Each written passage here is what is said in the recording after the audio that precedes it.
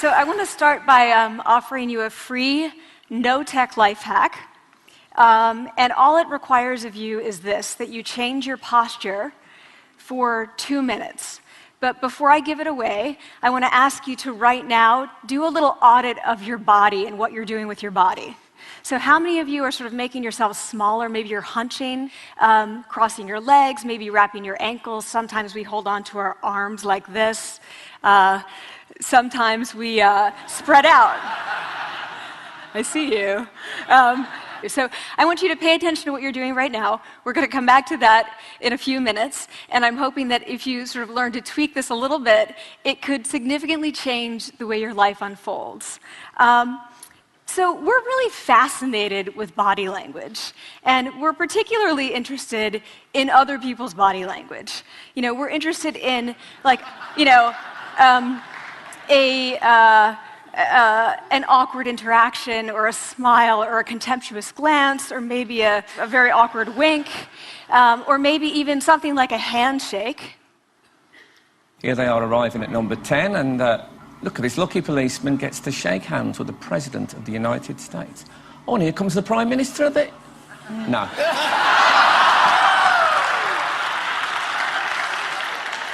So a handshake, or the lack of a handshake, can have us talking for weeks and weeks and weeks, even the BBC and the New York Times.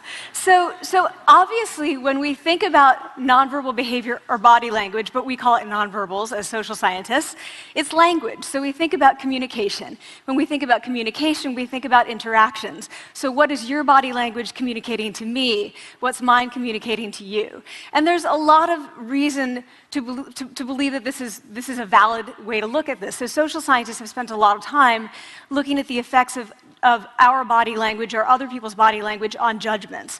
And we make sweeping judgments and inferences from body language. And those judgments can predict really meaningful life outcomes, like who we hire or promote, who we ask out on a date. For example, Nalini Ambady, a researcher at Tufts University, shows that when people watch 30-second soundless clips of real physician-patient interactions, their judgments of the physician's niceness predict whether or not that physician will be sued. So it doesn't have to do so much with whether or not that physician was incompetent, but do we like that person and how they interacted? Even more dramatic, Alex Todorov at Princeton has shown us that judgments of political candidates' faces in just 1 second predict 70% of US Senate and gubernatorial race outcomes. And even, let's go digital, emoticons used well in online negotiations can lead you to claim more value from that negotiation. If you use them poorly, bad idea, right? So when we think of nonverbals, we think of how we judge others, how they judge us, and what the outcomes are. We tend to forget, though, the other audience that's influenced by our nonverbals, and that's ourselves. We are also influenced by our nonverbals, our thoughts and our feelings and our physiology. So what nonverbals am I talking about? I'm a social psychologist, I study prejudice, and I teach at a competitive business school. So it was inevitable that I would become interested in power dynamics. I became especially interested in nonverbal expressions of power and dominance. And what are nonverbal expressions of power and dominance? Well, this is what they are. So in the animal kingdom, they are about expanding. So you make yourself big, you stretch out, you take up space, you're basically opening up. It's about opening up. And this is true across the animal kingdom. It's not just limited to primates, and humans do the same thing. So they do this both when they have power sort of chronically, and also when they're feeling powerful in the moment. And this one is especially interesting because it really shows us how universal and old these expressions of power are. This expression, which is known as pride, Jessica Tracy has studied, she shows that people who are born with sight and people who are congenitally blind do this when they win at a physical competition. So when they cross the finish line and they've won, it doesn't matter if they've never seen anyone do it, they do this. So the arms up in the V, the chin is slightly lifted. What do we do when we feel powerless? We do exactly the opposite. We close up, we wrap ourselves up, we make ourselves small. We don't want to bump into the person next to us. So again, both animals and humans do the same thing. And this is what happens when you put together high and low power. So what we tend to do when it comes to power is that we complement the other's nonverbals. So if someone's being really powerful with us, we tend to make ourselves smaller. We don't mirror them, we do the opposite of them. So I'm watching this behavior in the classroom, and what do I notice? I notice that MBA students really exhibit the full range of power nonverbals. So you have people who are like caricatures of alphas, like really coming into the room. They get right into the middle of the room before class even starts, like they really want to occupy space. When they sit down, they're sort of spread out. They raise their hands like this. You have other people who are virtually collapsing when they come in. As soon as they come in, you see it. You see it on their faces and their bodies, and they sit in their chair and they make themselves tiny, and they go like this when they raise their hand. I noticed a couple things about this. One, you're not going to be surprised. It seems to be related to gender. So women are much more likely to do this kind of thing than men. Women feel chronically less powerful than men, so this is not surprising. But the other thing I noticed is that it also seemed to be related to the extent to which the students were participating and how well they were participating. And this is really important in the MBA classroom because participation counts for half the grade. So business schools have been struggling with this gender grade gap. You get these equally qualified women and men coming in, and then you get these differences in grades, and it seems to be partly attributable to participation. So I started to wonder, okay, so you have these people coming in like this, and they're participating. Is it possible that we could get people to fake it, and would it lead them to participate more? So my main collaborator, Dana Carney, who's at Berkeley, and I really wanted to know, can you fake it till you make it? Like, can you do this just for a little while and actually experience a behavioral outcome that makes you seem more powerful? So we know that our nonverbals govern how other people think and feel about us. There's a lot of evidence, but our question really was, do our nonverbals govern how we think and feel about ourselves? There's some evidence that they do. So, for example, when we smile when we feel happy, but also when we're forced to smile by holding a pen in our teeth like this, it makes us feel happy. So it goes both ways. When it comes to power, it also goes both ways. So when you feel powerful, you're more likely to do this, but it's also possible that when you pretend to be powerful, you are more likely to actually feel powerful. So the second question really was, so we know that our minds change our bodies. Is it also true that our bodies change our minds? And when I say minds, in the case of the powerful, what am I talking about? So I'm talking about thoughts and feelings and the sort of physiological things that make up our thoughts and feelings. And in my case, that's hormones. I look at hormones. So what do the minds of the powerful versus the powerless look like? So powerful people tend to be, not surprisingly, more assertive and more confident, more optimistic. They actually feel that they're going to win even at games of chance. They also tend to be able to think more abstractly. So there are a lot of differences. They take more risks. There are a lot of differences between powerful and powerless people. Physiologically, there also are differences on two key hormones, testosterone, which is the dominance hormone, and cortisol, which is the stress hormone. So what we find is that high-power alpha males in primate hierarchies have high testosterone and low cortisol. And powerful and effective leaders also have high testosterone and low cortisol. So what does that mean? When you think about power, people tended to think only about testosterone because that was about dominance. But really, power is also about how you react to stress. So do you want the high-power leader that's dominant, high on testosterone, but really stress reactive? Probably not, right? You want the person who's powerful and assertive and dominant, but not very stress reactive, the person who's laid back. So we know that in primate hierarchies, if an alpha needs to take over, if an individual needs to take over an alpha role sort of suddenly, within a few days, that individual's testosterone has gone up significantly and his cortisol has dropped significantly. So we have this evidence, both that the body can shape the mind, at least at the facial level, and also that role changes can shape the mind. So what happens, okay, you take a role change, what happens if you do that at a really minimal level, like this tiny manipulation, this tiny intervention? For 2 minutes you say, I want you to stand like this, and it's going to make you feel more powerful. So this is what we did. We decided to bring people into the lab and run a little experiment. And these people adopted for 2 minutes either high power poses or low power poses. And I'm just going to show you 5 of the poses, although they took on only 2. So here's one, a couple more. This one has been dubbed the Wonder Woman by the media. Here are a couple more. So you can be standing or you can be sitting. And here are the low power poses. So you're folding up, you're making yourself small. This one is very low power. When you're touching your neck, you're really kind of protecting yourself. So this is what happens. They come in, they spit into a vial. We, for 2 minutes, say, you need to do this or this. They don't look at pictures of the poses. We don't want to prime them with the concept of power. We want them to be feeling power, right? So 2 minutes they do this. We then ask them, how powerful do you feel on a series of items? And then we give them an opportunity to gamble. And then we take another saliva sample. That's it. That's the whole experiment. So this is what we find. Risk tolerance, which is the gambling. What we find is that when you're in the high power pose condition, 86% of you will gamble. When you're in the low power pose condition, only 60%. And that's a pretty whopping significant difference. Here's what we find on testosterone.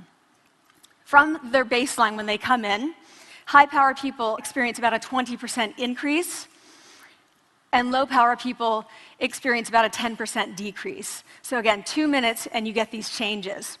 Here's what you get on cortisol. High power people experience about a 25% decrease, and the low power people experience about a 15% increase.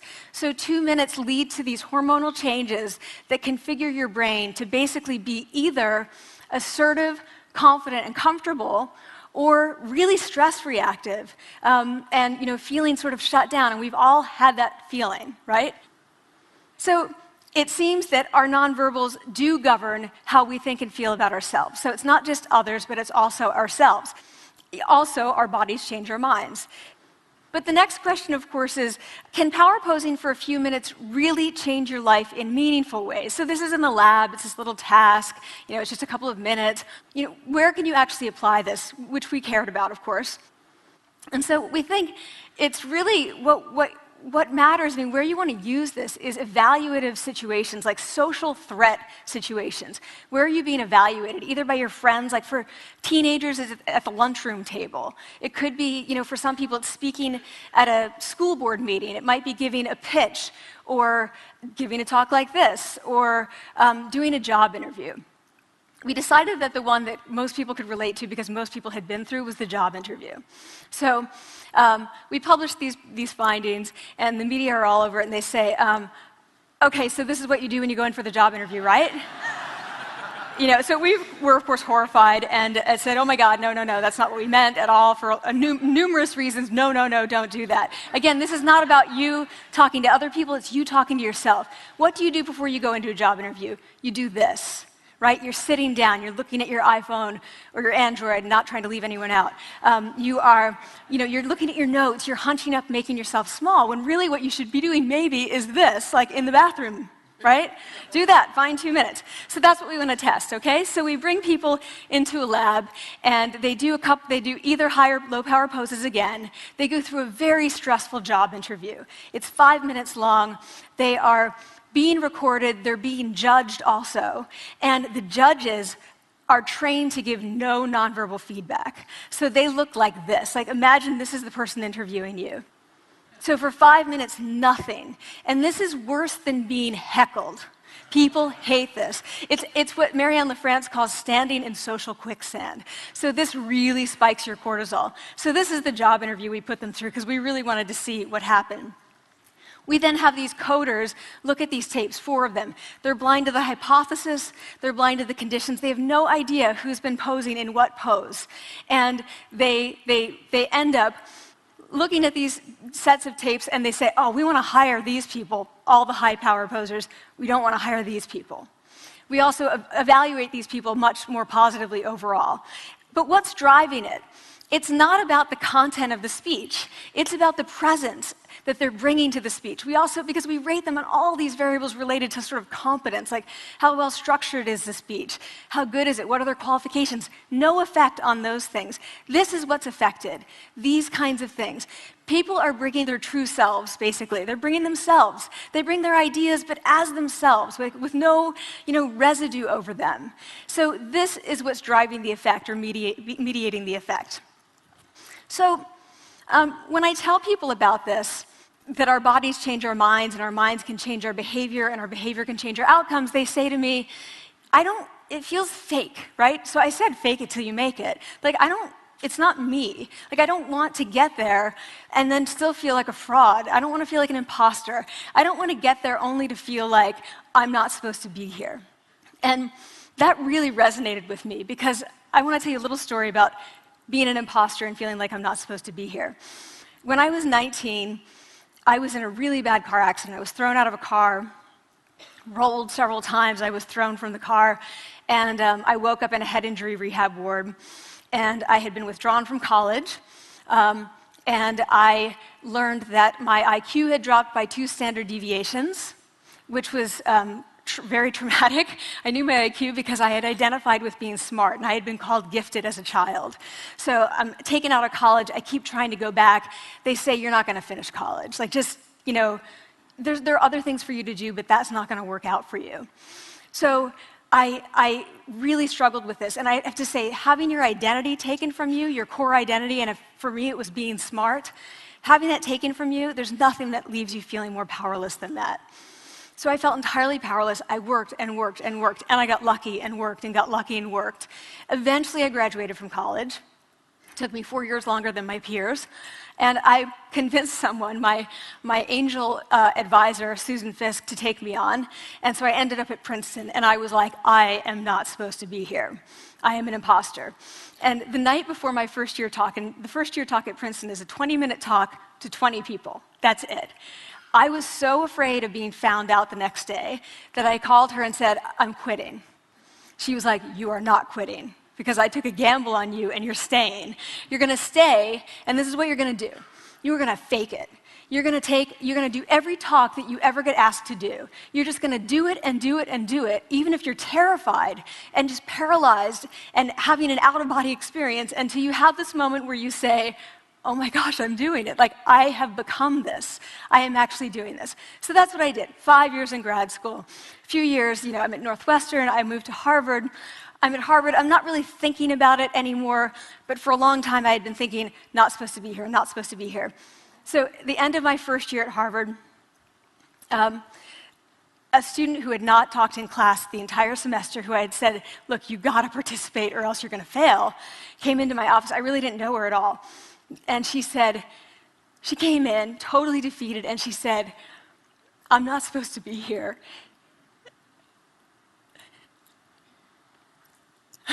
And that was the moment for me, because 2 things happened. One was that I realized, oh my gosh, I don't feel like that anymore. I don't feel that anymore, but she does, and I get that feeling. And the second was, she is supposed to be here. Like, she can fake it, she can become it. So I was like, yes, you are. You are supposed to be here, and tomorrow you're going to fake it, you're going to make yourself powerful, and, you're going to...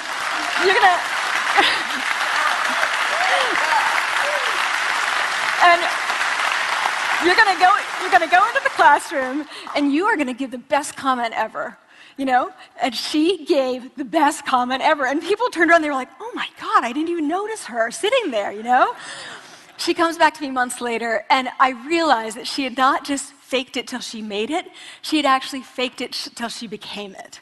So she had changed. And so I want to say to you, don't fake it till you make it. Fake it till you become it. It's not do it enough until you actually become it and internalize. The last thing I want to leave you with is this.